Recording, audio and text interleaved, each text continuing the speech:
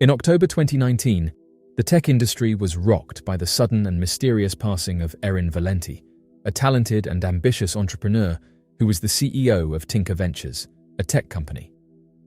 Valenti, a rising star in the tech world, was known for her innovative thinking, entrepreneurial spirit, and leadership in the field of emerging technologies. However, her promising career was cut short under circumstances that remain baffling to this day. In the days leading up to her passing, Valenti made a series of frantic and confusing phone calls to her family, during which she reportedly said that it is all a game, it's a thought experiment, and we are in the Matrix. These cryptic final words have only deepened the mystery surrounding her untimely passing, sparking widespread speculation and raising questions about the pressures of the tech industry, the nature of reality, and the possible connection between mental health and innovation. Erin Valenti, aged 33, was found in the rear seat of her rented vehicle on a residential road in the peaceful Almaden neighborhood of San Jose. This occurred 5 days after she was initially reported as missing. Valenti, the CEO of Tinker Ventures, a Salt Lake City-based app company, was last seen on October 7th when she failed to catch her aircraft from San Jose to Utah. Everything appeared normal until 3:30 on Monday, when she had a meeting with a previous co-worker on Sand Hill Road, at which point she contacted her parents to inform them that she was unable to locate her rented vehicle. After finding the grey Nissan Murano, she remained on the phone with her mother and father, during which Valenti's speech gradually shifted from being peculiar to downright odd. According to her father, Joseph Valenti, his daughter was speaking rapidly and incoherently.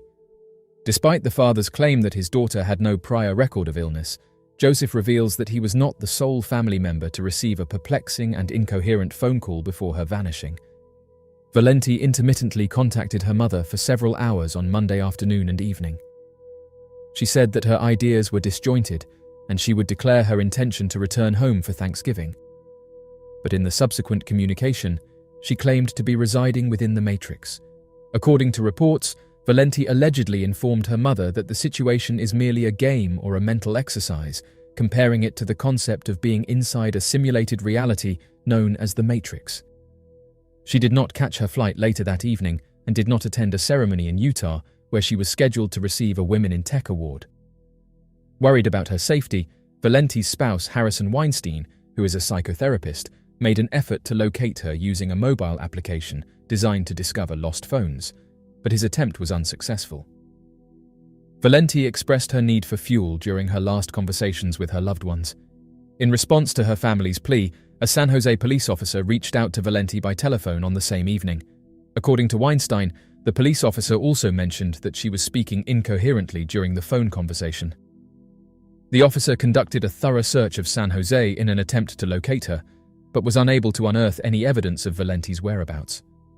Weinstein, dissatisfied with the police department's endeavors, established a Facebook page titled "Help Find Erin Valenti," which motivated over 1,500 residents of the Bay Area to actively seek for her.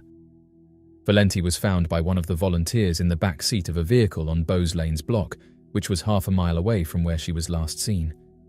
The message on the Help Find Erin Valenti page expressed gratitude for the assistance and support provided, despite the disappointment of not achieving the desired result.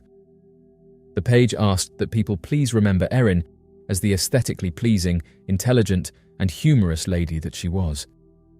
The authorities have not yet disclosed the time of her passing or provided any information regarding the duration she spent in the car before being discovered. When questioned, a representative from the San Jose Police Department declined to disclose the cause of what happened, citing an ongoing investigation. Valenti's family members are expressing doubt about the police department's handling of their daughter's missing persons case, alleging that they mishandled the search. Joseph Valenti informed news outlets of the police department's attempts to locate his daughter, saying that he was dissatisfied and angry with the way in which the investigation was carried out.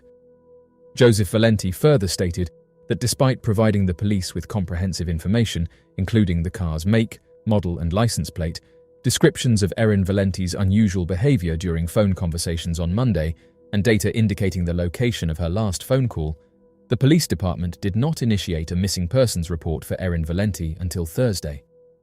In addition to the injuries, they further characterized her as voluntarily missing, asserting that, as an adult, she had likely chosen to take a few days off without prior planning.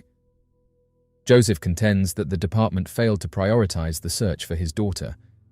In a similar vein, Weinstein utilized Facebook as a platform to challenge the assertions made by the department, explicitly stating that they wish to underscore the highly atypical nature of this behavior for Erin.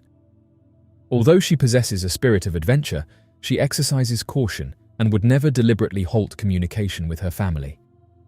Weinstein further stated that it is very plausible to experience a rapid emergence of symptoms, such as an episode, without prior indications due to various health and physical factors.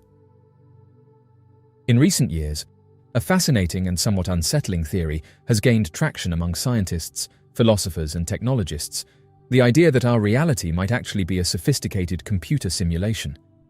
This concept, often referred to as the simulation hypothesis, suggests that everything we experience, from the laws of physics to our own consciousness, could be the product of an advanced computational process, designed and maintained by beings far more technologically advanced than ourselves. While this idea might sound like science fiction, it is increasingly being taken seriously by reputable thinkers and researchers. Melvin Vopson, a scientist from the University of Portsmouth, explores the hypothesis that the universe could be a digital replica and draws a parallel with movies. Recently, Vopson explained that physics encompasses a set of principles that regulate all phenomena occurring in the universe, such as the motion of objects and the movement of energy. All phenomena are governed by the principles of physics. The second law of thermodynamics is a highly influential principle that states that the entropy, which quantifies the level of disorder in a closed system, can only either increase or remain constant, but it can never decrease. According to this well-known principle, Vopson anticipated that entropy in information systems, which he previously termed as a fifth state of matter, would also increase as time progressed. However, it does not. Instead, it remains constant, or may even decline to a minimum value while in equilibrium. This stands in stark opposition to the second law of thermodynamics, which served as the inspiration for Vopson to embrace the second law of information dynamics, or infodynamics.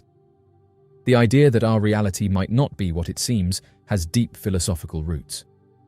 Ancient thinkers like Plato speculated about the nature of reality, most famously in his allegory of the cave, where prisoners perceive only shadows of real objects and mistake them for reality. This notion that our perceptions might not correspond to true reality has continued to intrigue philosophers through the ages. The simulation hypothesis, however, finds its most direct antecedent in the ideas of the 17th century philosopher René Descartes. Descartes famously questioned the reliability of our senses and proposed the idea of a malicious demon that could be deceiving us, making us believe in a false reality. In modern terms, this demon can be seen as analogous to the programmer or creator of a simulated universe. The modern simulation hypothesis was popularized by philosopher Nick Bostrom. Bostrom presented a trilemma, arguing that at least one of the following propositions is true.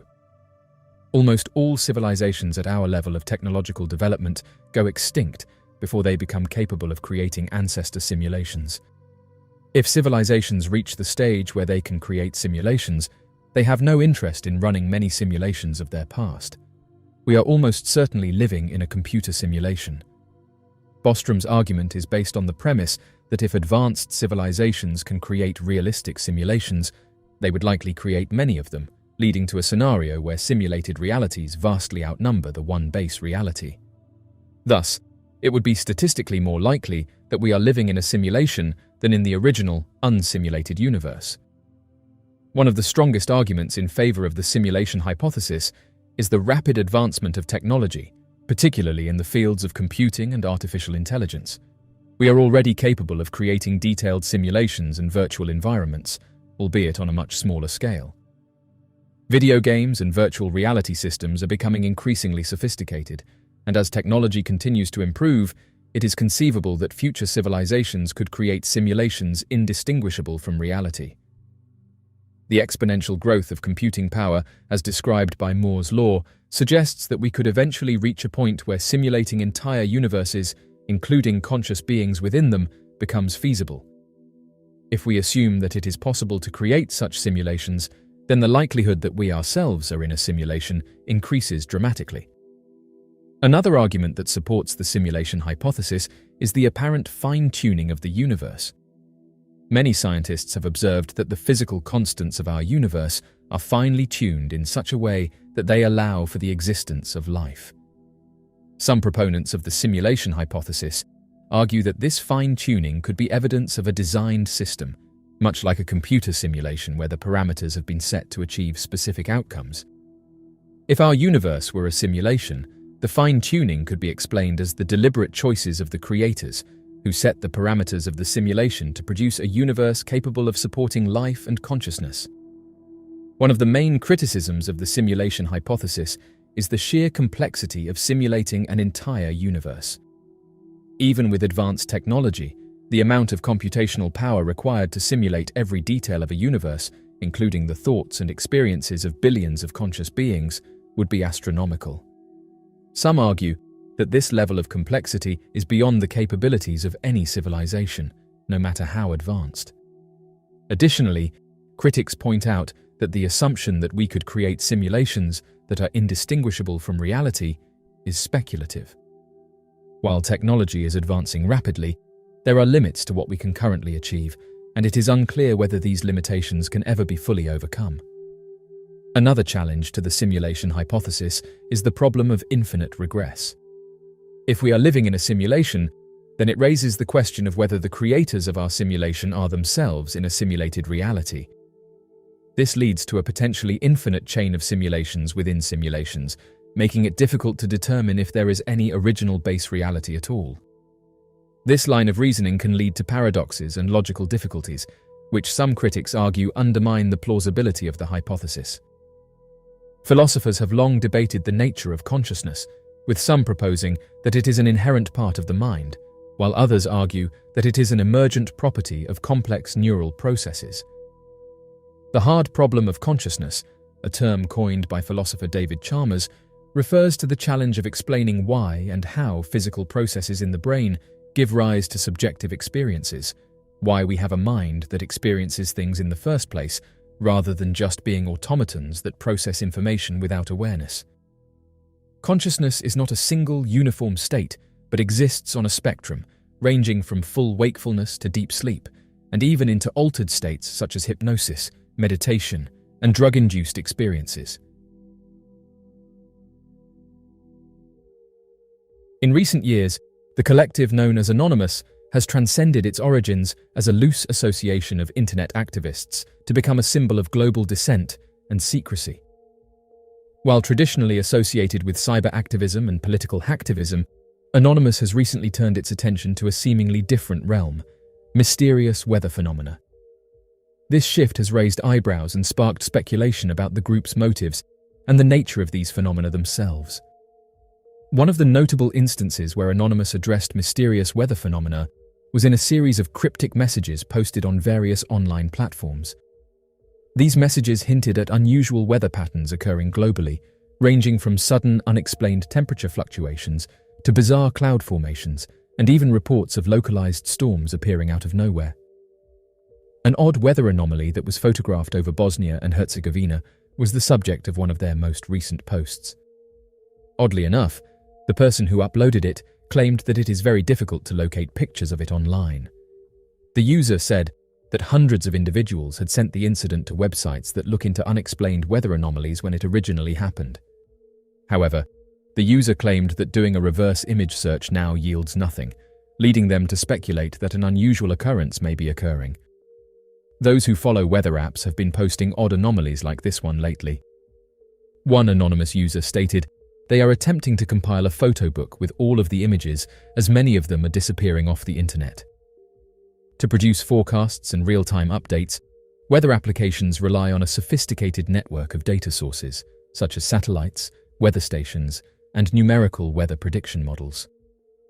These sources collect enormous volumes of meteorological data, which are then processed and analyzed by highly skilled algorithms to generate weather forecasts and visualizations that are available to people all over the world. Currently, there are a number of intriguing theories put up by anonymous members and investigators into why these anomalies are occurring. These theories include solar activity that is mysterious, experiments, and unidentified items. These claims were accompanied by purported satellite images and eyewitness accounts, although their authenticity remained uncertain. The choice of topic was striking, as it diverged from Anonymous's typical focus on socio-political issues. Instead of targeting specific entities or advocating for particular causes, Anonymous seemed intent on drawing attention to what they described as anomalies in the Earth's atmosphere. One theory that has been proposed is that this location is the subject of an experiment being carried out above, which is being concealed because it wasn't discovered until the very last minute. An anonymous user speculated that the experiment, which the weather app had discovered, might have been a military cover-up. The military may decide to conceal or delay this information, at least temporarily, for a number of reasons, even if the first instinct may be to notify the public and organize emergency response activities. First, evaluating the potential impact of these anomalies on national security and strategic interests would be the first priority for military leaders in such a scenario. The nature, scope, and composition of the events could provide a variety of risks, ranging from potential interruptions in communication and transportation networks to physical harm to military sites and vital infrastructure. Armed forces would need to learn as much as they could about the anomalies and prospective impact zones in order to create a response strategy that would be effective and reduce any hazards. Military officials may give strategic considerations, such protecting important individuals, assets, and capabilities, priority over public notification in a situation like this. The sudden appearance of this mysterious meteorological phenomenon caught experts' attention on a number of digital sites. Current satellite imagery has captured an incredible occurrence where this huge object appears to be fanned out above the area. Many who have seen these images are perplexed by the sudden development seen in the photos, which has sparked discussion and conjecture about the underlying reasons and scientific theories for this extraordinary event. The rapid arrival and disappearance of these enormous objects, together with the puzzling dark emptiness that followed, have left many puzzled, pushing the limits of reason and leaving people in search of explanations. Because of its peculiar nature, this strange object intrigued meteorologists and spectators, igniting questions about the dynamics and unpredictable nature of weather systems. After the photographs started vanishing from the internet, the unusual event generated a lot of interest, with many asking where the images went and why they had suddenly disappeared.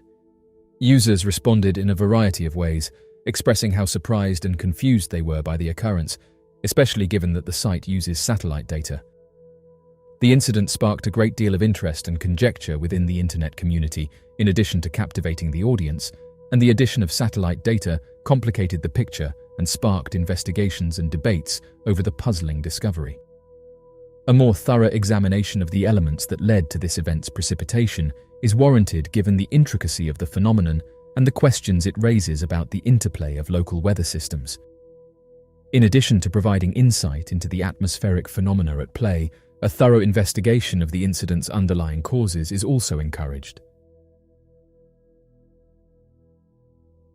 Scientists don't know why hundreds of birds are getting sick. Birds are a crucial part of the world's natural ecosystem. Without them, much would be lost. Now, scientists are racing to figure out why they are falling sick en masse to stop a potential tragedy from unraveling. In the Midwest and southern regions of the United States, birds are passing away and falling sick at alarming rates with no explicit explanation. An estimated 7 states are affected. Blue jays, European starlings, and grackles are among those most affected by the mysterious disease spreading through the bird world.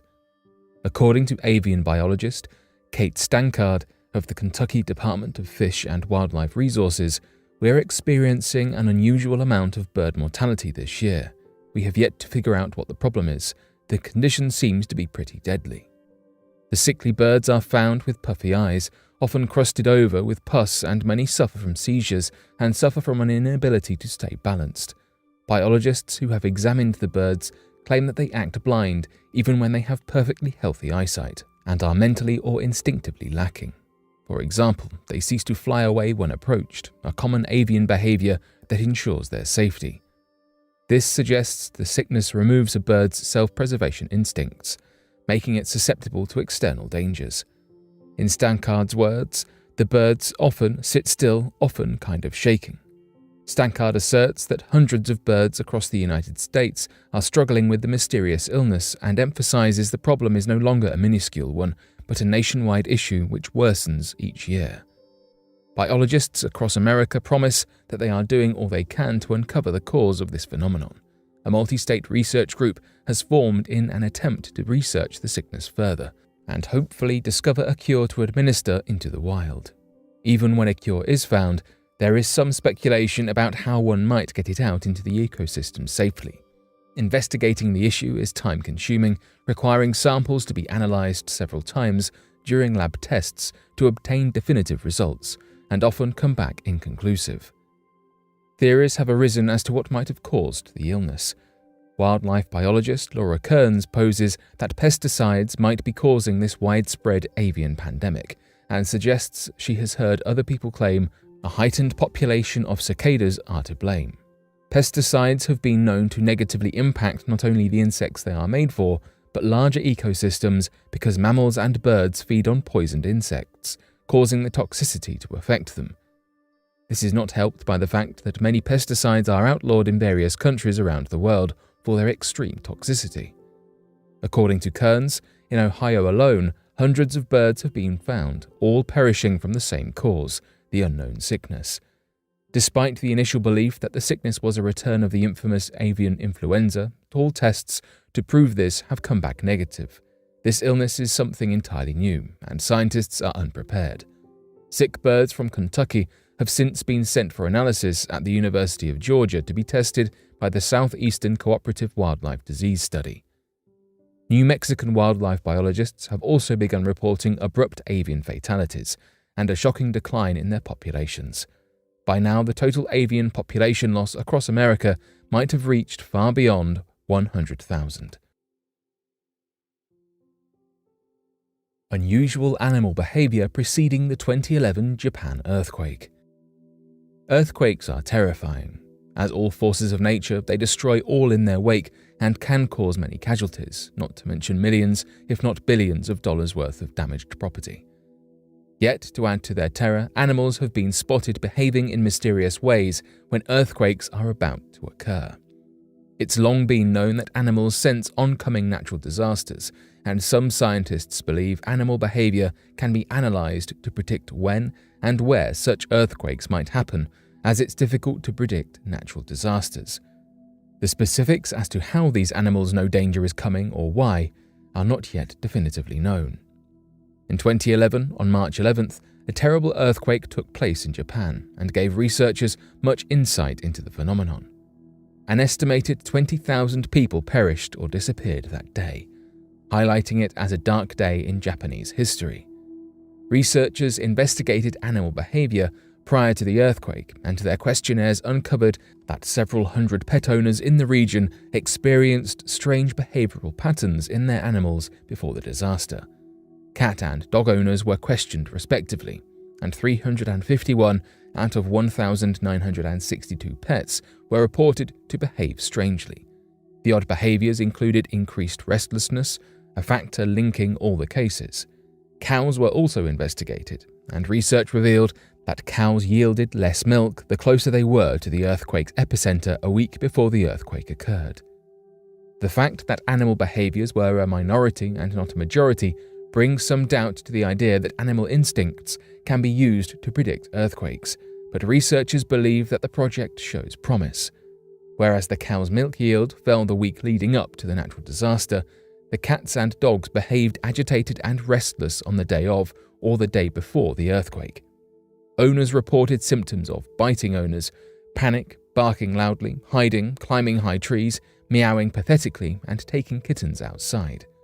In 1995, a similar study was conducted in Japan before the Great Hanshin earthquake. In that report, over half of the pet owners declared strange animal behaviors. Mice in Kobe, one of the cities affected by the earthquake, began fleeing the region en masse the day before. The same thing happened with birds and insect populations, though they fled an estimated hour before the earthquake. It's believed that because animals, dogs and cats especially, can hear sounds inaudible to humans and feel frequencies, they are aware of incoming disasters. Animals have been found to be more sensitive to the natural world regarding changes in the atmosphere and gravity. It's speculated that earthquakes possess physical attributes, such as the release of carbon monoxide and ultra-low frequencies which alert animals to brewing trouble. Scientists discover a continent that had been missing for 375 years. Continents are massive. It might come as a surprise then that scientists recently found a brand new continent hidden away for hundreds of years. A group of geoscientists uncovered the continent of Zealandia, known in the Maori tongue as Turua Maui. The continent has been recorded but seemingly faded from history books. The continent is believed to have been connected to Gondwana, a supercontinent that existed an estimated 500 million years ago and encompassed a massive portion of both Australia and Antarctica. The very first mention of the continent in the Western world comes from Abel Tasman, a Dutch merchant and sailor from 1642. Tasman remarked his desire to find a mysterious, great southern continent in hopes of etching his name into history, a task he struggled with. He had a conflict with the Maori, but was informed by the tribes that a giant landmass resided in the east. Despite Tasman's endless travels, he never uncovered the mythic Great Southern Continent. In 2017, that changed. At some point in history, billions of years ago, the continent tore away from the supercontinent of Gondwana for reasons yet unknown by scientists. At long last, 375 years after Tasman's journey, the continent was finally found. There has been speculation surrounding the mysterious and fabled Zealandia long before its finding. Only now do scientists agree in its existence, all those millions of years ago. Most of Zealandia is flooded, the murky depths concealing it all this time. Yet once the underwater landmass was investigated, it led scientists to wonder why they had not realized its existence sooner. Currently, researchers are trying to etch the history of Zealandia onto paper, to map its existence, its separation from Gondwana, and its downfall into the endless oceanic depths. According to scholar Nick Mortimer, if you think about it, every continent on the planet has different countries on it, but there are only 3 territories on Zealandia. The continent's strangeness adds to its scientific and geological appeal. Our world is a bizarre place, so we can never truly know what lurks in the skies or beneath the waves. In October 2017, a mysterious and massive disc-shaped object was observed close to the Sun by the Solar and Heliospheric Observatory, a spacecraft operated by NASA and the European Space Agency. This discovery quickly caught the attention of UFO researchers and the general public alike, sparking debates about the nature of the object and its possible implications. Many questioned whether this was a naturally occurring astronomical phenomenon, a technological glitch, or something more extraordinary, perhaps even extraterrestrial. The Solar and Heliospheric Observatory, launched in 1995, has been instrumental in monitoring the Sun's activity, capturing images and data that help scientists understand solar phenomena such as sunspots, solar flares, and coronal mass ejections. The spacecraft's instruments have provided invaluable insights into the behavior of our closest star and its impact on the solar system. However, on October 27, 2017, the Solar and Heliospheric Observatory captured an image that was unlike any typical solar event. The image in question showed a large disc-shaped object seemingly hovering near the Sun. The object appeared dark against the bright backdrop of the Sun's corona, casting a stark contrast that made it difficult to ignore. Its shape was distinct and symmetrical, bearing an uncanny resemblance to the classic depiction of a flying saucer. What made the observation even more intriguing was the object's apparent size.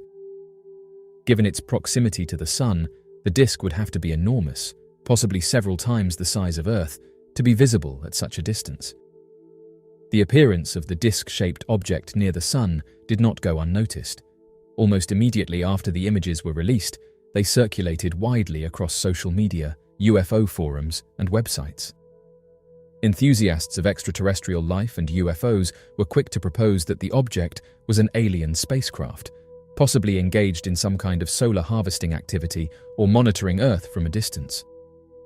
The fact that the object was observed near the Sun, a symbol of life-giving energy, added fuel to the speculation that extraterrestrial beings might be harnessing the Sun's power. On the other hand, skeptics and scientists approached the image with caution. Whether the disc-shaped object was a digital artifact, an optical illusion, or something more mysterious, the incident raises important questions about our understanding of the universe and the limitations of our current technology. The excitement generated by such sightings underscores the deep human curiosity about the unknown, particularly the possibility of extraterrestrial life. It also highlights the importance of maintaining a critical and scientific approach to analyzing such phenomena, ensuring that we do not jump to conclusions without thorough investigation. This event also serves as a reminder of the challenges faced by scientists working in the field of solar observation. The Sun is an incredibly dynamic and powerful star, emitting a vast array of electromagnetic radiation and particles that can interfere with even the most advanced instruments.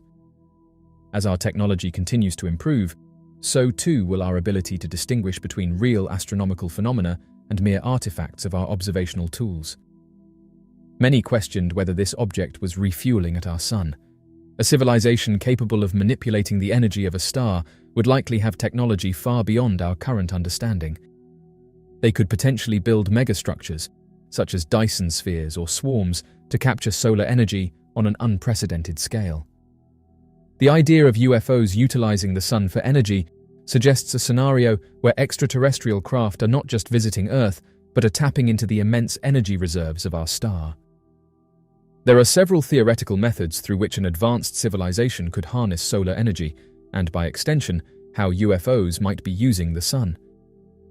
A Dyson sphere is a hypothetical megastructure that completely surrounds a star, capturing most or all of its energy output. The energy could then be used for various purposes, including powering a civilization's technological infrastructure or interstellar travel. More realistically, a Dyson swarm, a collection of smaller independent structures orbiting the Sun, could perform the same function.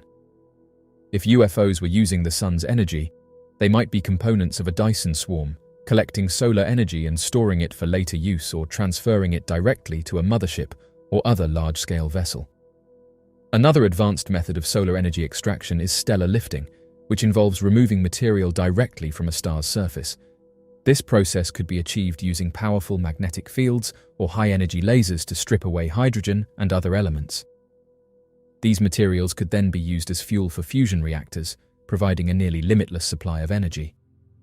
UFOs observed near the Sun might be engaged in this type of activity, appearing to skim the solar surface or remain stationary near the Sun's corona as they extract and store energy. The Sun emits vast amounts of plasma, particularly during solar flares and coronal mass ejections. Advanced spacecraft could theoretically harness this plasma, using it as a direct energy source or converting it into other forms of usable energy. UFOs might be seen interacting with solar flares or coronal ejections, capturing and processing this highly energetic material. A more speculative method could involve the use of quantum entanglement to transfer energy from the Sun to distant locations instantaneously. While still within the realm of theoretical physics, the idea suggests that advanced civilizations could manipulate quantum states to transfer energy without the need for physical structures like Dyson spheres. UFOs, equipped with quantum technologies, might be capable of siphoning energy from the Sun through mechanisms that are currently beyond human understanding. If UFOs were indeed using the Sun for energy, the implications would be profound, challenging our current understanding of both physics and the possibility of extraterrestrial life. If UFOs are actively using the Sun, it suggests that Earth is being observed, or at least that our solar system is of interest to these civilizations. This raises questions about the intentions of such beings, whether they are benign, neutral, or potentially hostile, and what form, if any, contact might take. Observing extraterrestrial use of solar energy could inspire new technological innovations on Earth. If we could understand and replicate even a fraction of such advanced energy systems, it could revolutionize our approach to energy production and consumption, addressing global energy needs and reducing dependence on fossil fuels. In recent years, a growing body of evidence has emerged, suggesting that unidentified flying objects have been observed in close proximity to the Sun. These sightings, captured by various solar observation satellites such as the Solar and Heliospheric Observatory, have sparked intense debate within the scientific community and among UFO enthusiasts. While skeptics often dismiss these observations as mere artifacts of imaging technology, there is a compelling case to be made for the genuine presence of advanced extraterrestrial technology near our star. If we accept the premise that these UFOs are real, we must then consider their purpose. What could an advanced extraterrestrial civilization be doing so close to the Sun? Several theories have been proposed, each with profound implications for our understanding of extraterrestrial life and their technological capabilities. One of the most compelling theories is that these UFOs are engaged in energy harvesting. Another plausible explanation is that these UFOs are conducting scientific research on the Sun. The Sun is a complex and dynamic entity, and understanding its behavior could be crucial for any civilization, especially one that relies on solar energy or lives in proximity to such a star. The UFOs might be equipped with advanced instruments designed to monitor solar activity, study the physics of stellar phenomena, or even predict solar storms that could affect planets in the solar system. If extraterrestrial civilizations are indeed observing the Sun, it suggests that they possess a level of scientific curiosity and technological capability far beyond our own. Their presence near the Sun could indicate a deep understanding of stellar dynamics, possibly even greater than that of human astrophysicists. In addition to energy harvesting, these UFOs might be engaged in resource extraction. The Sun, composed primarily of hydrogen and helium, is a massive reservoir of materials that could be valuable for a technologically advanced civilization. Hydrogen, in particular, could be used as fuel for fusion reactors, providing a nearly limitless source of power. The UFOs might be using sophisticated methods to extract hydrogen or other elements from the Sun's outer layers, storing them for later use. Resource extraction from a star would require technology far beyond anything humanity currently possesses. Such an operation would need to overcome extreme temperatures, radiation, and gravitational forces, indicating that the civilizations behind these UFOs have developed materials and energy shields that are far superior to our own. The possibility that UFOs are real and operating near the Sun has profound implications for humanity. First and foremost, it challenges our understanding of the universe and our place within it. If extraterrestrial civilizations exist and are capable of such advanced technological feats, it suggests that we are not alone in the universe and that there are others far more advanced than we are. Additionally, the presence of these UFOs near the Sun could inspire new scientific and technological advancements. Understanding how these objects operate and what they are doing could lead to breakthroughs in energy production, materials, science, and space travel. It could also drive a renewed interest in space exploration as humanity seeks to understand and possibly interact with these advanced civilizations. Finally, the realization that UFOs are real and operating within our solar system could have profound implications for global security and policy. Governments and international organizations would need to consider the possibility of extraterrestrial contact and the potential risks and opportunities it presents.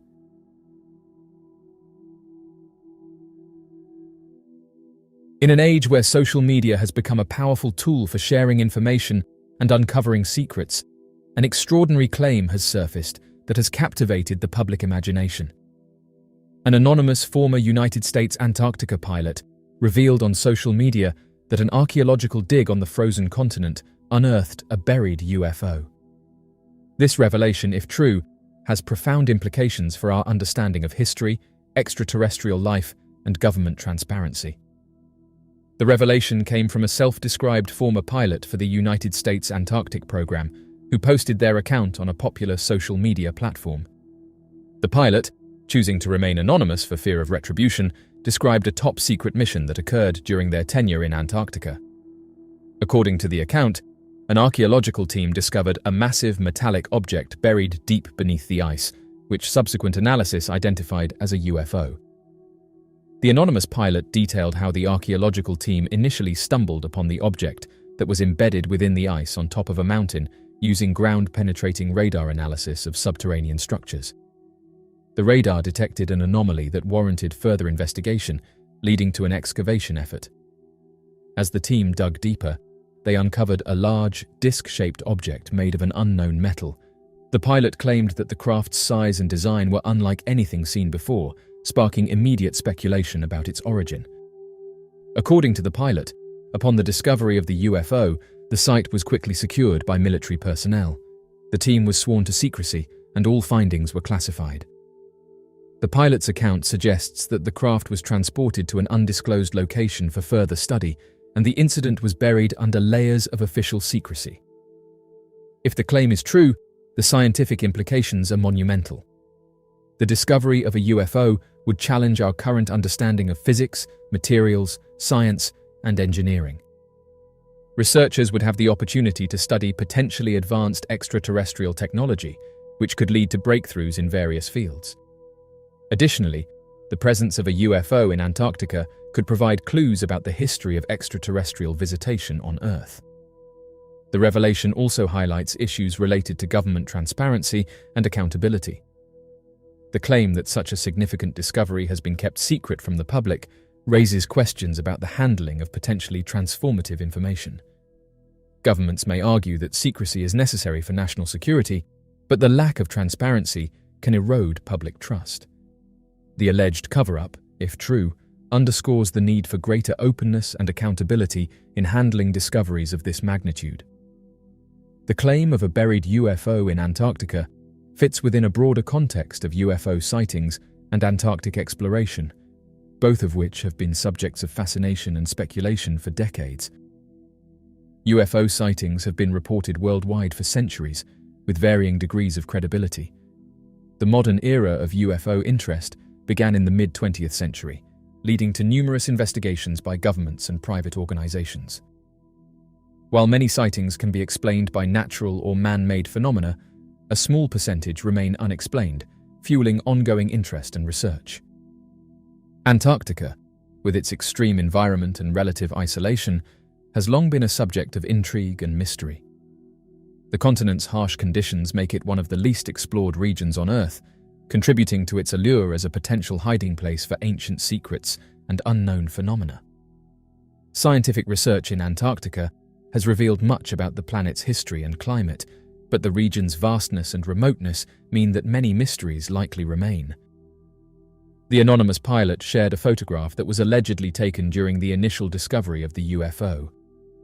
This image, now circulating widely on social media and various internet forums, depict a large, disc-shaped object partially buried in ice, situated on the peak of a rugged, snow-covered mountain.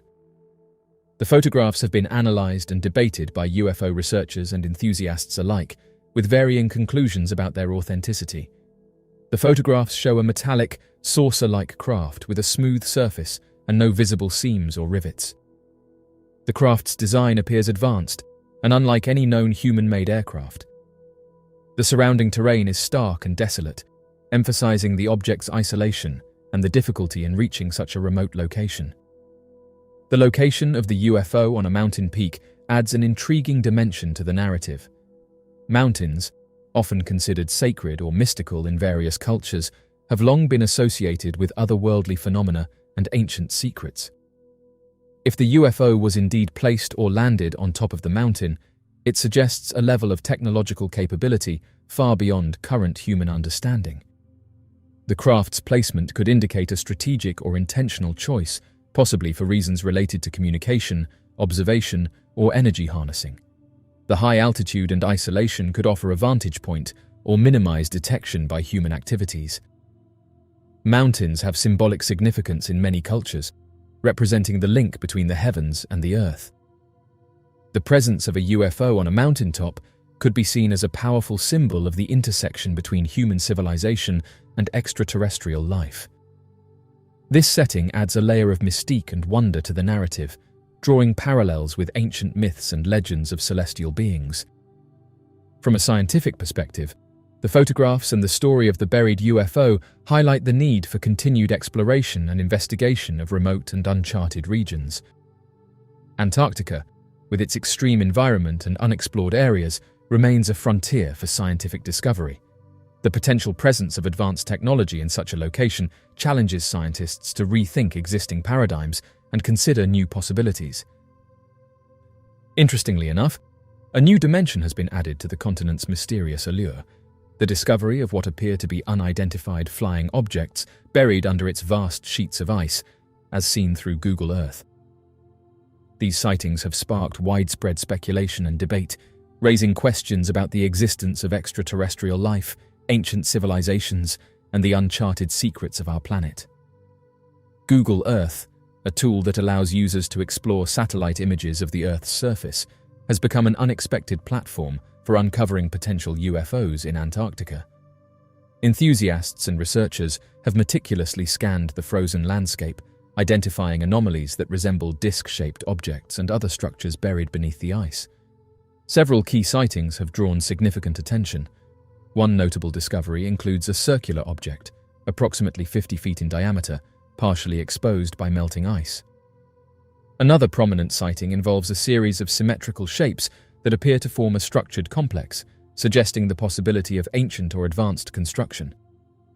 These images, available for public viewing on Google Earth, have been analyzed by numerous independent researchers. The anomalies' distinct shapes and sizes have led many to speculate that they could be the remnants of advanced technology or even crashed advanced spacecraft. While the images captured on Google Earth are compelling, there are several possible explanations for these phenomena, ranging from natural geological formations to remnants of human activity and more extraordinary theories involving extraterrestrial life. One of the most plausible explanations is that these anomalies are natural geological formations. Antarctica is known for its extreme weather conditions and unique glacial dynamics, which can create unusual ice formations and rock structures. Subglacial volcanic activity, shifting ice and erosion could result in shapes that, from a satellite perspective, resemble artificial structures or UFOs. The most interesting theory is that these anomalies are indeed spacecraft. Proponents of this idea argue that the distinct, symmetrical shapes and the remote location suggest the presence of advanced technology. This theory is bolstered by historical accounts and conspiracy theories that claim Antarctica has long been a site of extraterrestrial interest and activity. The sightings have sparked considerable interest among scientists, researchers, and the general public. The debate over their origins has highlighted the need for rigorous scientific investigation and open discourse. Public fascination with UFOs and extraterrestrial life has fueled widespread interest in these discoveries.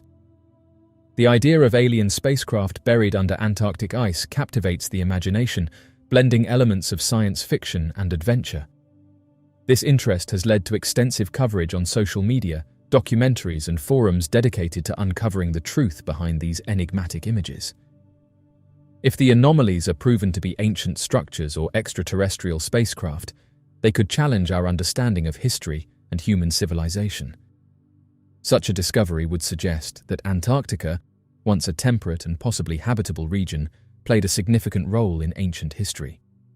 This could lead to a re-evaluation of historical timelines and the potential influence of advanced civilizations on early human development. Studying these anomalies could drive advancements in science and technology. The methods and technologies developed to explore and analyze the anomalies could have broader applications in geology, archaeology, and planetary science. Additionally, if extraterrestrial technology is discovered, it could revolutionize our understanding of physics, engineering, and space travel. The southernmost continent, Antarctica, is still one of the least known and most enigmatic locations on Earth. This frozen wilderness, which spans a region of over 14 million square kilometers, is a place of extremes, with temperatures as low as -80 degrees Celsius and gusts as high as 200 kilometers an hour. For more than a century, Antarctica has served as a major hub for scientific exploration and research, despite its severe environment. Nonetheless, a large portion of the continent is still unknown and uncharted due to its size and isolation. Since the mid-20th century, exploration in Antarctica has increasingly focused on scientific research, facilitated by international cooperation and technological advancements.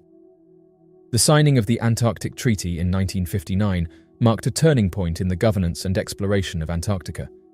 The treaty, which has been signed by 54 countries, designates Antarctica as a scientific preserve and bans military activity on the continent. This framework has enabled collaborative scientific research and peaceful exploration, with numerous countries establishing research stations across the continent. Today, there are more than 70 research stations operated by various countries, including the United States, Russia, China, and Australia. These stations serve as hubs for scientific research, supporting studies in glaciology, meteorology, geology, biology, and climate science. Field camps are also established in remote areas to conduct specific research projects and exploratory missions. Advancements in satellite and remote sensing technology have significantly enhanced our ability to explore and monitor Antarctica. Satellites provide comprehensive data on ice sheet dynamics, climate patterns, and topographical features. Google Earth, a tool that provides satellite imagery of the Earth's surface, has been instrumental in uncovering many previously unknown features of our planet. Enthusiasts and researchers have used this tool to explore Antarctica, revealing a range of anomalies. Among the most startling discoveries are what appear to be tanks and other military vehicles scattered across the icy terrain. Several key sightings have captured public and media attention. These include images of large, tracked vehicles resembling tanks, as well as other military equipment partially buried under the ice and snow. The precise coordinates of these anomalies have been shared widely on social media and various online platforms, prompting further investigation and debate. The presence of military vehicles in Antarctica raises numerous questions, with several possible explanations ranging from historical artifacts to secret military operations. A more sensational theory posits that the vehicles are part of ongoing secret military operations. Despite the Antarctic Treaty, which designates the continent for peaceful and scientific purposes, there have been persistent rumors of clandestine military activities. Some speculate that countries may be using remote parts of Antarctica for testing advanced technology or conducting covert operations, and that the discovered vehicles are part of these efforts. The elusive Bigfoot, described as an ape-like being and reputed to inhabit the forests of North America, has sparked countless expeditions and a multitude of reported sightings. However, photographic evidence remains scant and often controversial. Imagine the shock and excitement when a seasoned wildlife photographer reportedly captured images of what appeared to be a baby Bigfoot in the wilderness playing among deer. The individual who took the photograph said that it seems to be the real deal. Given the size of its hand, the photographer believes that this is a true photo of a young Bigfoot, because no deer would approach a person or child that closely. They added that they think it shows a young, inexperienced Bigfoot that became so enthralled with the deer that it was completely unaware that the photographer was there. It was reported that the photographer originally aimed to document the local deer population, focusing on their behavior and interaction with the environment. Armed with high-resolution cameras and a deep understanding of animal habits, he positioned himself in a secluded spot, hoping to capture some candid moments. A small group of deer emerged from the thicket, grazing peacefully in the clearing. He silently adjusted his camera, capturing the serene scene. Suddenly, a peculiar movement caught his eye. Among the deer, a small, bipedal creature darted playfully. Initially, they thought it might be a bear cub or an unusually agile young animal, but as he zoomed in, the distinct features of the creature became evident. It was unlike anything he had seen before. The creature stood on two legs, covered in dark fur, with an oddly human-like face and expressive eyes. Its playful demeanor and interaction with the deer suggested it was a young being, possibly a juvenile Bigfoot. The man's heart raced as he clicked away, capturing a series of images that would soon ignite a firestorm of debate and speculation. The man claimed that he could see several distinct features as he zoomed in, mentioning that the mysterious humanoid creature didn't resemble a human, and that it had big hands and a large nose. The photographs were submitted to various groups on social media, and many who viewed them agreed that it showed a small, hairy bipedal figure with distinct facial features and a curious, playful behavior. As mentioned, many who saw the photograph said that the creature was likely interacting with the deer, which appeared unperturbed by its presence.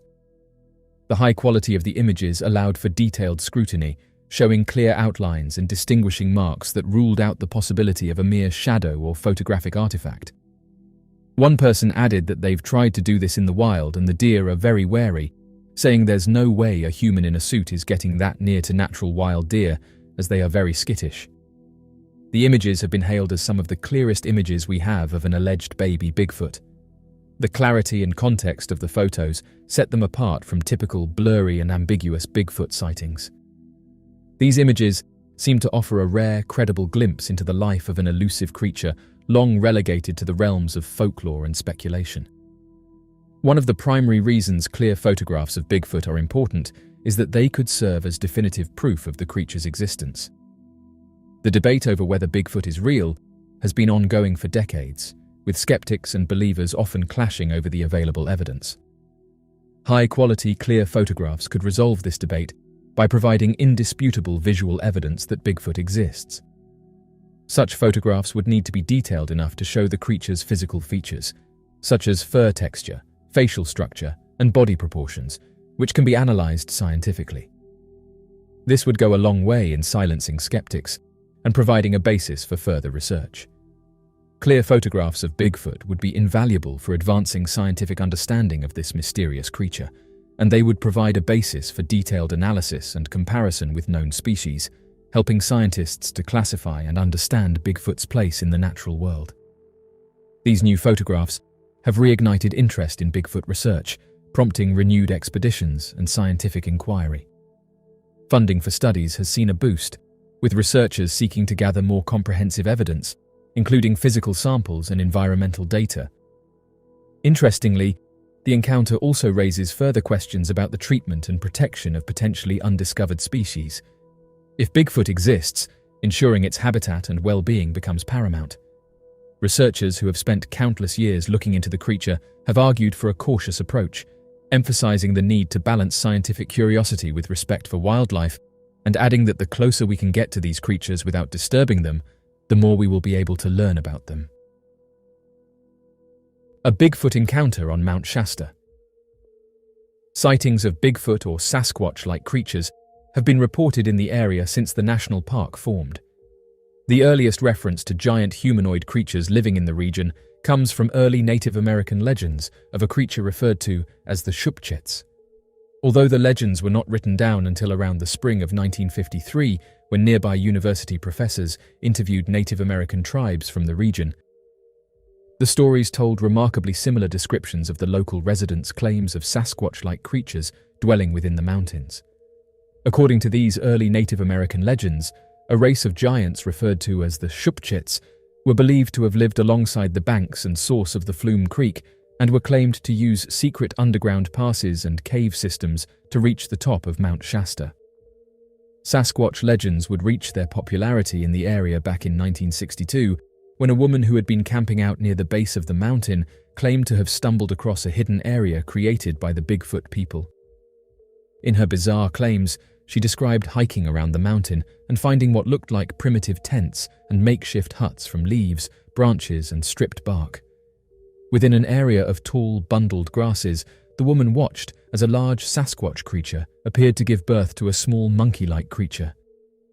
Unable to move, the pregnant Sasquatch woman watched the hiker, and once the birth was over, the hiker ran from the area as the pregnant Sasquatch immediately began moving as if it were going to attack. In 1971, a man by the name of Virgil Larson would also claim to have a fantastic encounter with Sasquatch creatures in the area, with his account being reported in the local newspapers before reaching mainstream popularity. According to the Mount Shasta Herald, Virgil Larson, a 47-year-old man who was originally from the small town of Salmon, Idaho, was temporarily living in the area of Mount Shasta while working for a logging company. During his time working for the company, he claimed to have seen a non-human creature at around 8:30 in the morning near a helicopter logging operation. According to Virgil Larson, he and his logging partner, a man by the name of Pat Conway, had decided to hike down the side of the mountain while taking a short break. Once the two men had separated, Virgil then claimed to see what he originally believed was a Forest Service man walking down the mountain's slope near his location. Familiar with many of the workers in the area, Virgil motioned to the figure and shouted a warm greeting. Immediately, the figure froze in his tracks and turned towards Virgil Larson before attempting to rush down the side of the mountain in a different direction. Unsure of what was going on, Virgil walked closer to the figure and shouted again, causing the figure to duck behind a nearby bush and peek its head over in Virgil's direction. It was at this moment that Virgil realized that the figure was not a Forest Service worker and was instead some unknown, non-human entity. The stench of the creature started to disorient Larson, as he would later recount that he had most likely been downwind from the creature and could smell its pungent scent, which he likened to the smell of a half-rotten bear hide. Although he was unsure of the physical description of the creature, as Virgil had been unable to get a good look at the strange figure, he believed that it had been covered in a dirty, unkempt hair that started at the eyebrow line and stretched over its forehead and head, leaving only his eyes, nose, and mouth exposed. Terrified by the strange sighting, Larson immediately ran from the creature back up the slope and told several of his co-workers what he had seen. Several of the workers immediately fashioned makeshift clubs and believed Larson's account without any sense of skepticism, as many of the workers had heard stories of similar creatures in the area. Shortly after fashioning their weapons, the men returned to where Larson had encountered the creature and were able to smell the pungent smell Larson had described. Some of the men described the smell as a rotting corpse smell, while others compared it to a pungent skunk smell. Despite spending another 30 minutes in the area, the men were unable to find any signs of the hairy humanoid creature. Terrified that similar creatures were lurking nearby, the men would contact the local authorities to conduct a proper investigation. Several hours later, Virgil Larson would be greeted by members of the United States Forest Service after using their CB radios to contact the nearby sheriff's department. The U.S. Forest Service members Sergeant Bullington, along with Bob Gray, Rex Lebo, and Don Wopshall, took the witness testimony of Virgil Larson completely seriously and started the investigation within the hour. After using the bush that the creature had been standing behind as a reference point, the U.S. Forest Service members believed the creature to have been standing at a height of about 7.5 feet tall. Fresh stains had been found on neighboring branches and were collected to be sent to a lab for study, and a series of tracks all across the side of the mountain were photographed for future reference. The results of the blood samples and laboratory findings would not be made public. The official explanation of the Virgil Larson case was blamed on a group of environmentalists that had been camped roughly 2 miles from the logging operation, believing that the group may have fabricated a hoax in the attempt to scare the loggers away from the operation. Despite this easy explanation, the environmentalist group would claim they had nothing to do with the sighting, and Virgil Larson himself would conduct several interviews with local newspapers claiming that he saw something completely non-human that day. Additionally, the size, smells, and the movement of the creature would have been difficult to have hoaxed at the time. Since this report, hundreds of sightings of Sasquatch encounters have been reported by local residents and distant travelers visiting the site. This has led many researchers into believing that the area of Mount Shasta is host to supernatural conditions and Sasquatch-like creatures. Additionally, Mount Shasta is host to a series of interconnected caves and underground caverns that are believed to connect areas all throughout the mountain and surrounding forests. Similar to the case of the Ohio Grassman creature using abandoned mine shafts and caves for habitation, the Mount Shasta Sasquatch creatures could have similar means of travel and dwelling. The mysterious Belt Road Booger. The Belt Road Booger is an ape-like humanoid creature that reportedly walks on 2 legs and eats fruits and vegetables, destroying crops and gardens throughout the town of Newnan, Georgia. Eyewitnesses have described the creature as standing around 5 feet tall, having a large beaver-like wide tail covered in thick fur, large glowing eyes, a strange dog-like face, and could occasionally be seen running on all 4 limbs. Though the earliest known sightings of the creature were reported back in the 1950s, the monster was not named and given publicity until the 1979 mass sightings within the town of Newnan, Georgia. However, these sightings are often the source of major dispute, with many residents of the town coming forward and claiming that a high school classmate was responsible for the many 1979 recorded sightings after having purchased a gorilla suit. Despite these admissions, many residents of Newnan believe in the creature as other similar sightings continue to be reported throughout the town that fit more common Bigfoot Sasquatch physical descriptions.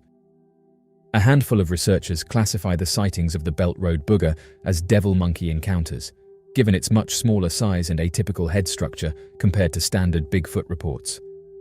According to the Times-Herald, the earliest known report of the creature would be filed by a woman who claimed that she had first encountered the creature while she had been driving through the intersection of Belt Road and West Washington Street, located within the small town of Newnan, during early August of 1979. The driver would later call the local law enforcement to describe the creature and ask for the officers to investigate the matter further. She would be quoted as describing the creature as dark, adding that it stood about 5 feet tall. Unsure of what to make of the report, the officers would dismiss the claim as having been a misidentification of one of the many local species of wildlife journeying within the town's borders, a common occurrence for the small town. After several more reports over the following days of a strange, 5-foot-tall humanoid creature covered in head to toe with fur and featuring bright glowing eyes, the officers began to look more closely at the potential cause of the reports. 2 more bizarre reported sightings would be made throughout the month and the following month, including a report from a housewife who claimed to have seen the monster digging in her nearby garden. The event was reported to the local law enforcement, where the witness described seeing a strange-looking animal standing in her backyard, located within the Meadowview subdivision near Armco. She claimed that the monster stood somewhere between an estimated height of 4 to 5 feet and was covered in dark black hair and had a moving tail that looked more like a beaver's, completely covered in hair. When staring at the creature's face, she noted that the animal's head was unlike any other creature she had seen, able to walk around on 2 feet, and looked similar to a dog's face with glowing eyes. Unsure of what the monster was, the woman immediately entered her home and called the local law enforcement, but before officers could arrive, the beast had already vanished. Evidence of the creature's presence was noticed by officers, as many of the flowers in the garden had been dug and the roots of plants appeared to have been chewed through.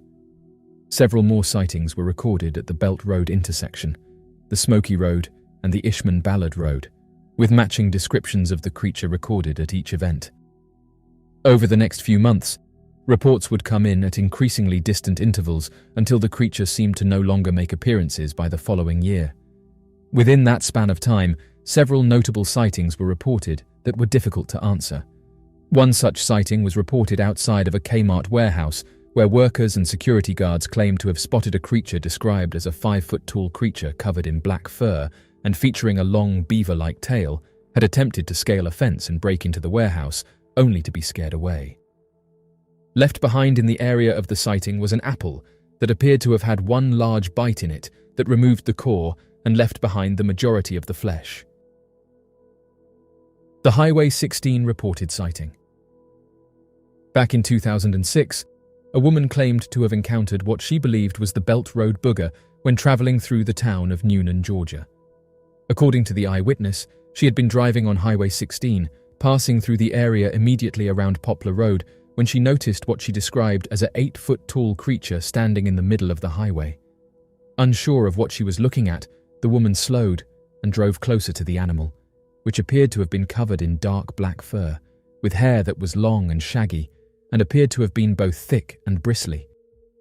The head of the creature also appeared to have been completely covered in hair, with no discernible features except for massive sharp teeth that protruded from its mouth and glowing yellowing eyes.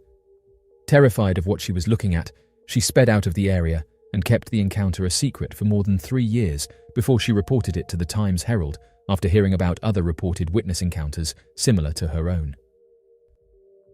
The 1950s sighting.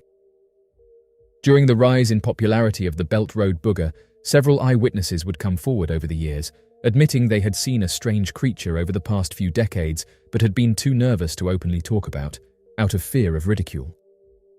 One reported sighting occurred back during the early 1950s when a man claimed that he had seen a similarly described creature when he was a young boy living on his parents' property located in East Newnan. According to the man, he had been alone playing outside when he heard a large amount of noise and racket coming from one of their barns. Curious as to what was making the noise, the boy went over to the barn and opened the door. Once he opened the door, he claimed to have seen a large bipedal ape-like creature emerge from the barn and run past him out into the nearby wilderness, disappearing quickly from the area.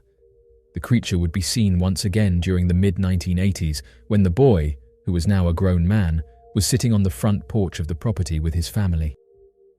According to the man's daughter, the family had been sitting on the front porch, talking and having fun, when they suddenly noticed a hairy creature walking in the yard. It was difficult to get a good look at the creature, as the event occurred during dusk, but the family claimed they could see that it was a dark, furry monster standing at about 5 feet high.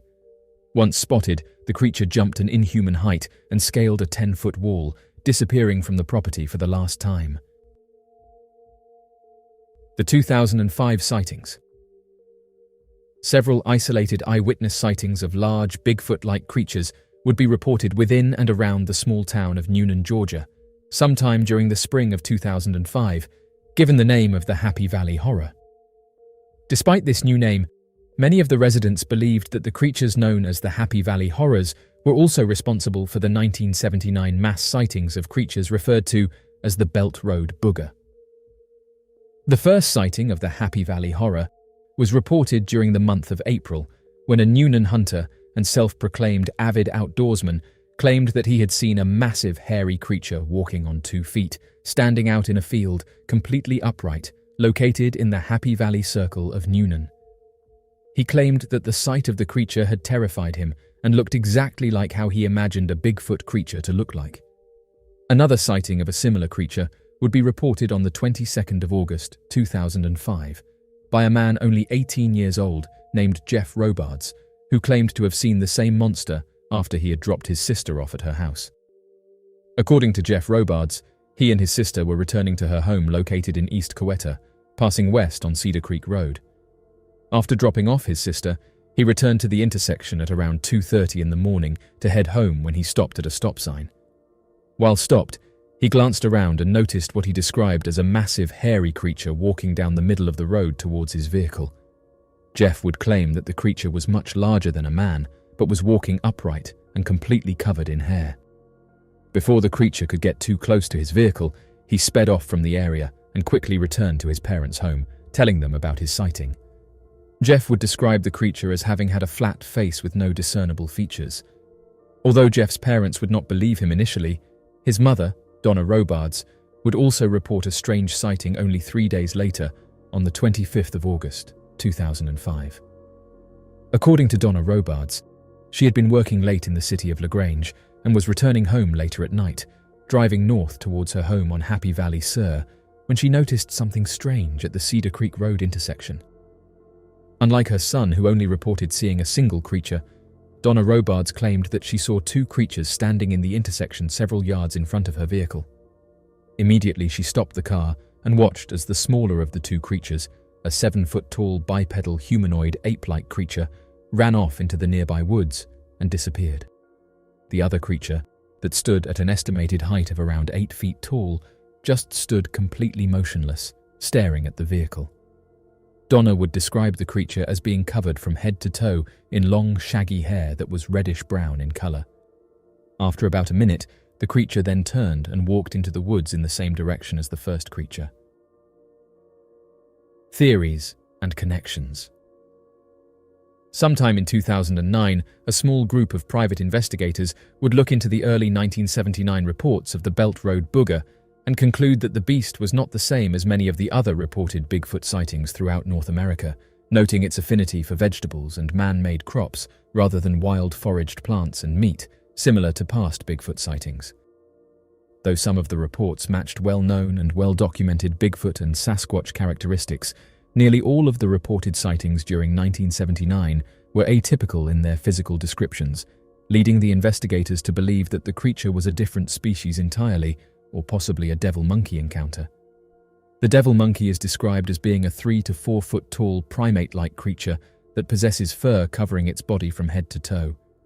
Although witness encounters have not been as specific, evidence of the footprint of the creature, as well as from witness testimony, claims that the feet of the creature typically end in 3 large clawed toes. The face of the creature is often described as looking similar to a dog's, with an enlarged snout and small pointed ears. The body of the creature is often described as being similar to that of a baboon, possessing a long bushy tail. In a few isolated incidents, The devil monkey has been reported as being able to climb a standing tree in only a few seconds, with ease, and was capable of leaping distances of up to 20 feet. Though some witness statements have claimed to see a devil monkey roughly 8 feet tall, many researchers have considered such sightings to be misidentifications of known dogmen or Sasquatch-like creatures. Several adults, who were attending Noonan High School at the time of the sightings, would come forward nearly 30 years after the event to confirm suspicions that the Belt Road Booger sightings were nothing more than a hoax perpetrated by one of their classmates at the school. Although the majority of the adults would choose to remain anonymous, several men, including an officer and a man by the name of Joe Perry, would write to the Times-Herald that one of their classmates, an unidentified man whose father used to run a local mechanics shop, had purchased a realistic monkey costume and attempted to scare residents of the town in a series of pranks through the night.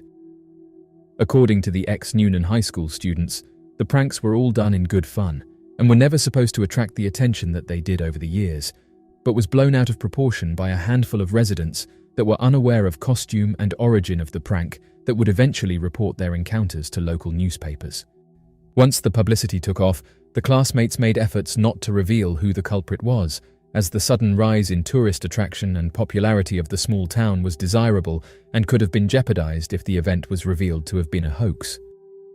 Additionally, many of the ex-students would claim that the culprit responsible for the Belt Road Booger sightings would later purchase a large lizard-like outfit and be responsible for the lizard man of Scape or Swamp sightings a few years later, though it appears that these comments were most likely made in jest. Despite these claims and admissions, there are many residents who still believe that the Belt Road Booger was real, as they claimed to have had isolated sightings of a bizarre humanoid ape-like creature in the surrounding region. It is possible that several of the reported sightings were made in genuine earnest and could be evidence of a Bigfoot or Sasquatch creature, as there were several atypical sightings of the Belt Road Booger that would have been incredibly difficult to explain, such as a sighting featuring an 8-foot-tall Bigfoot-like creature and a similar designed monster that was reported as scaling a wall nearly 10 feet in height. The Ohio Grassman connection. The Ohio Grassman is believed to be a Sasquatch Bigfoot-type creature commonly sighted across the state of Ohio. Unlike typical Sasquatch sightings, the Ohio Grassman appears to have glowing red or orange eyes that are believed to illuminate on their own rather than being reflections of the light. Witness descriptions claim the creature to stand around 6 to 7 feet in height and weigh an estimated 300 pounds. The creature's physical description is commonly compared to being an ape-like creature, though typically seen standing on 2 legs and walks perfectly while bipedal, unlike the average ape or monkey species. The first recorded sighting of the Ohio Grassman is believed to have been reported outside the small town of Minerva, Ohio, back during the summer of 1978. According to the official report, a married couple by the name of Evelyn and Hal Clayton claimed that while they had been tasked with babysitting their grandchildren, they encountered an ape-like humanoid creature described as standing at around 6 feet in height, weighing an estimated 300 pounds and covered from head to toe in dark matted fur. At the time of the sighting, the grandparents were unaware of legends surrounding claims of the Sasquatch or Bigfoot, and so believed that the creature was far more supernatural in its appearance. According to Evelyn and Hal Clayton, the elderly couple had let their grandchildren play outside in the front yard of their home when suddenly the group of kids ran into the house screaming and crying. Unsure of what was happening, the grandparents consoled the kids and asked them why they were upset. From what could be gathered, the grandparents claimed that the children and their friends had been playing together near a gravel pit outside when they saw a large, hairy animal slowly coming towards them. At first, the creature appeared to be standing at a distance, watching the children from afar, but slowly travelled closer and closer to the group before standing on its hind legs and walking over to the kids in long strides. Terrified of the creature, the children ran inside. At first, the grandparents had assumed that the children and their friends had encountered a native bear species, as bears are known for keeping their distance while stalking prey, only to come in for an attack when they feel adequately capable, or when natural food sources dwindle. This would cause the elderly couple to grab a few firearms and exit their house to go investigate the claims of the monster near the gravel pit. Once Evelyn and Hal Clayton reached the area of the gravel pit, they would quickly realize that the unknown creature was definitely not a bear. The Claytons would describe the creature as being a large ape man, seemingly rolling around and playing in the gravel pit where the children had been. At first, the creature had not noticed the Claytons until Evelyn had made a terrified shriek, which caused the monster to suddenly stand on its two legs and turn to the couple. It would be at this moment that the elderly couple would claim to have seen the creature with a nearly perfect view, describing the monster as standing at an estimated 6 feet in height, weighing somewhere around 300 pounds and completely covered from head to toe in a hard, matted fur. Before the creature could react any further, the couple would run back into the house and barricade the building, telling the children to stay together, though the monster had failed to follow the couple and appeared to disappear shortly after. This initial encounter would not be the final sighting that the elderly couple would claim to experience, as the bizarre humanoid ape-like monster was consistently spotted throughout the surrounding area over the course of several years. During another reported encounter, the Claytons would describe seeing the creature peering into their home through a closed glass window while they had been preparing to go to bed. According to Evelyn Clayton, who had first spotted the creature pressed up against the window, she had screamed and pointed at the monster, causing Hal Clayton to also spot the creature and immediately run to go grab the closest firearm. By the time Hal returned to the window, the creature had already disappeared into the nearby woodlands. Worried that the unknown creature would return to their home, the Claytons would call the local Minerva Police Department shortly after their sighting and file an official police report on the matter. Although the local law enforcement were unable to corroborate any sightings of the creature, upon closer examination of the area outside their window, the police would claim to observe several large footprints in the mud that appeared to support their claim of a large humanoid animal somewhere in the region. The police report would also make mention of a terrible lingering smell that was described as smelling similar to rotten eggs. At another time, the Claytons would claim to see the same unexplainable creature standing near a hilltop several hundred yards from where they had been going for a stroll. Several days later, the elderly couple would go investigate the hilltop and discover that the area had once been a strip mine and most likely went through the hill for several tens of thousands of square feet. Believing that the hill could have been an entrance into a deep cavern that housed the creature, the Claytons would quietly observe the hill from a remote location for several weeks. According to the elderly couple, roughly after a month of observing the hilltop strip mine, they would spot two hairy bipedal ape-like creatures walking around the hilltop and seemingly disappearing into the strip mine entrance. It was at this point that the Claytons believed that the creatures must have been living inside the strip mine and that there could have been a whole family of the monsters. The Claytons also believed that the many reported disappearing dogs were evidence of the creatures invading the nearby area. Several weeks prior to their grandchildren spotting the monster in the gravel pit, the Claytons had discovered their German Shepherd with its neck broken, laid inside the gravel pit, and believed that the mysterious creatures were the ones responsible. The 1800 wild Bigfoot encounter of Okefenokee Swamp.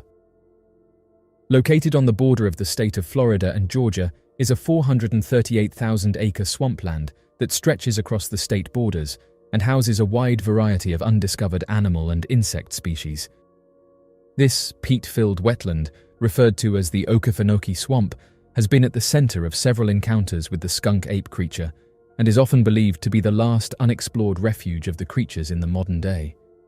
Even more interesting, the name Okefenokee is a native Creek Indian word that roughly translates to mean the land of the trembling earth and seems to reference a massive creature that's known for shaking the earth as it walks. The oldest known skunk ape encounter to have occurred within the Okefenokee Swamp was reported back during the winter of 1828. According to the report made by two eyewitnesses, both of which were amateur hunters who were looking to explore the surrounding area, the two men came across what they referred to as a giant. Originally, their expedition began as a short hunting party, but rather than turn back at the height of their excitement, the two men's trip continued for another several weeks as they traveled deeper into the swamp, recording brief encounters with bears, panthers, alligators, and overgrown snakes. Roughly 3 weeks into their hunting trip, the men claimed to have heard the sound of loud screaming. The screams sounded much deeper and louder than a man could naturally produce. As they glanced around the woods surrounding their camp to investigate the source of the noise, the men then heard what they described as the sound of heavy stomping, as if a large creature was running through the woods surrounding their camp. Unsure of whether or not the creature was a large wild animal or a distressed man, the two hunters decided to light a fire and stay within the proximity of their makeshift camp until daylight, as the day was soon ending and darkness was fast approaching. Despite the roaring fire to help keep the nearby woods illuminated, the men complained that they were unable to sleep due to the strange sounds they continued to hear, despite no creature being visible anywhere near their location. Additionally, it became necessary to gather nearby scraps of wood to keep the fire burning, and so the men were forced to venture slightly more and more into the surrounding darkness to maintain their light source. By the next morning, the men investigated the nearby woods and wetlands, hoping to find any evidence of a creature having prowled their camp the night prior. After a few hours of looking, the men claimed that they came across several barefoot human-looking footprints that would have been impossible for any normal person to have made, mostly due to the fact that the footprints were all spaced roughly 6 feet apart and were an estimated 18 inches in length. Worried that the creature might return, the hunters immediately fled the swamp and returned to town. Oddly enough, the story of the encounter with the unknown swamp giant does not end there.